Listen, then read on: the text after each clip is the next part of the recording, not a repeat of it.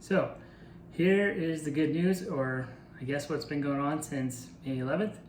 May 11th, we had surgery down at IMED in Salt Lake, and it went really well. So Dr. Zendejas was able to go in and remove the tumors off the right side of my liver. He just removed the right side, and then the tumor that was on my left side, he was able to scoop out. And I have something really cool. So here's a 3D model of what my liver looked like before surgery. So here we have the left side, and then that tumor that kind of resides right there in between the left lobe and center lobe. And so there's the center lobe, there's the left side, and then here's the right side. This is the vena cava, and then we've got our artery and then veins. So that is what my tumor looked like. So on the right side, or the right lobe, this is actually shrunk down quite a bit from what it was before we put in my portal vein embolization.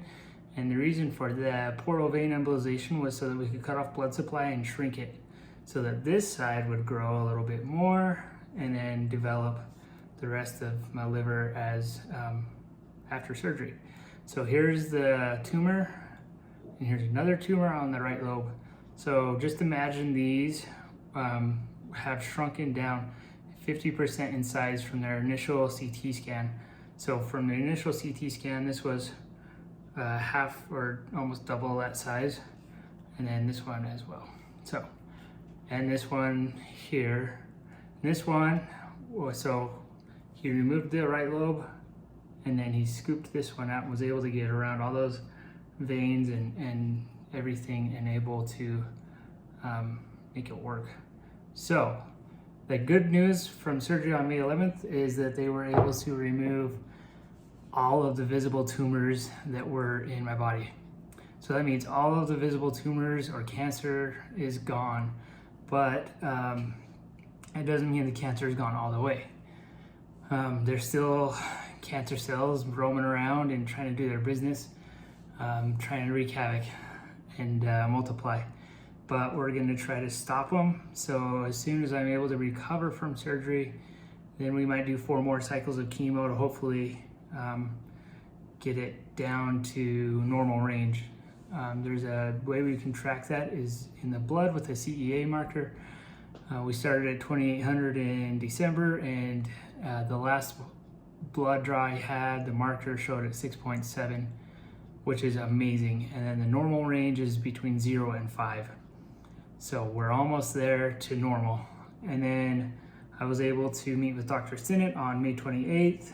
We kind of went over the game plan, like I just said. And then on June 10th, I met with him again as a follow-up appointment. And there was some infection in my incision. So we decided to meet with Dr. Zendejas, the surgeon, and we met with him this Monday on the 14th. And he attempted to remove part of it while we were in the clinic, and I just couldn't do it. It was too painful. And so we had surgery scheduled for today. We had it this morning, the 17th, and they were able to remove all of the visible infection. And so basically what he did is just scrape out a hole that we're gonna pack with gauze and change it out twice a day.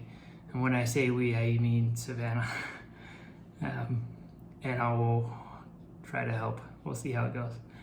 As far as recovery goes, the hardest part was the first 2 days home. When we got home, I still had a drain on me. So when I woke up from surgery, I had, you can kind of see, this is still trying to heal.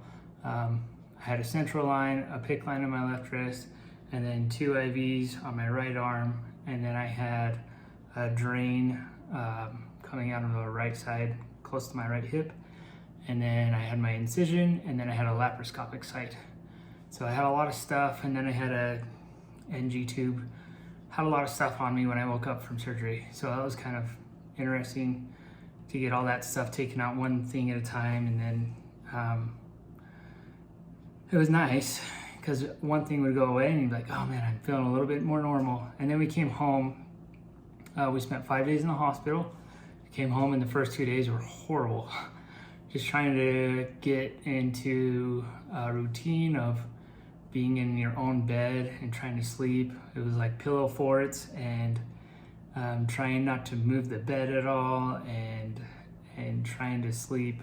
That was crazy. And then trying to figure out which medications to take when, all that type of stuff. And then on top of that, my drain was pulling out. So the stitches were either they were having a reaction to my skin or they were just pulling out because of all the movement, the different movement than when we were in the hospital. I don't know what it was, but either way, the drain got taken out a little bit early thanks to my brother and Savannah and my dad and everybody that helps with that. There was quite a few people involved the first few days I got home. It wasn't easy. And so I've been trying to go on walks quite a bit, trying to keep my body moving, keep my stamina up, and everything like that. And then I had this infection. It kind of looked like a ball at the top of my incision, just full of, I don't know, like a giant pimple almost. And then that opened up and started to drain, which wasn't great. And I ended up going to the hospital because I got a fever 2 nights in a row with it. So we went to the hospital, they did a CT scan, they found the pocket of infection and contacted the surgeon's office and put me on an antibiotic. And then we decided that it was probably going to take care of itself.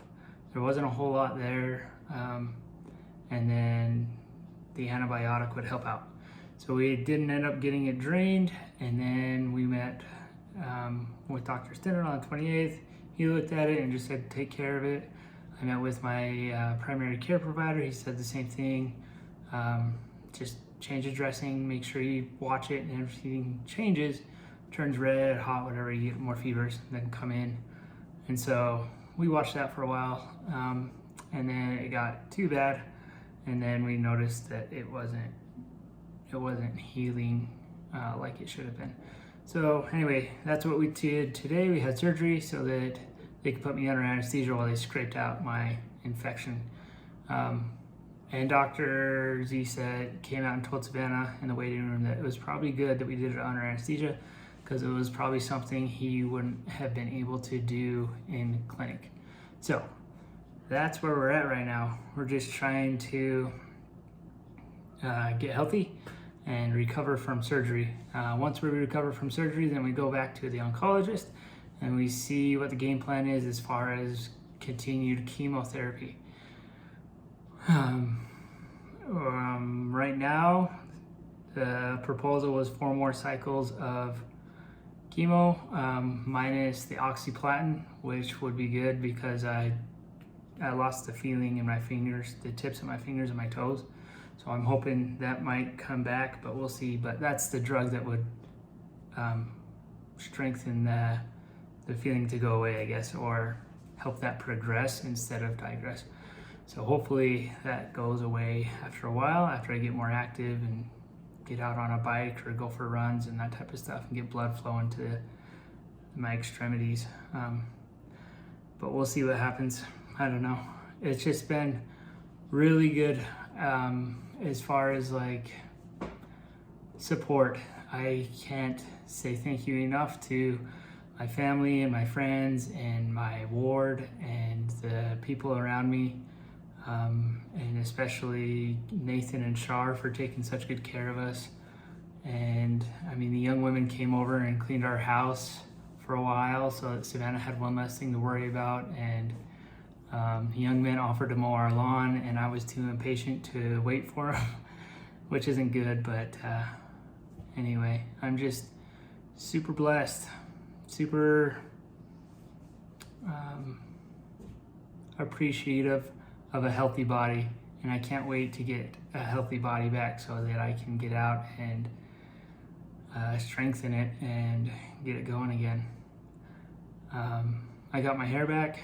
Everything's coming back good, so we're definitely on the progressive side of goodness, not on the progressive side of cancer. So we're winning, And I can't say thank you enough for everybody's support and everybody willing to take care of Savannah and the boys and do awesome things for her and them in service. It's just been amazing, and it makes me want to do more to help others out in the community that aren't feeling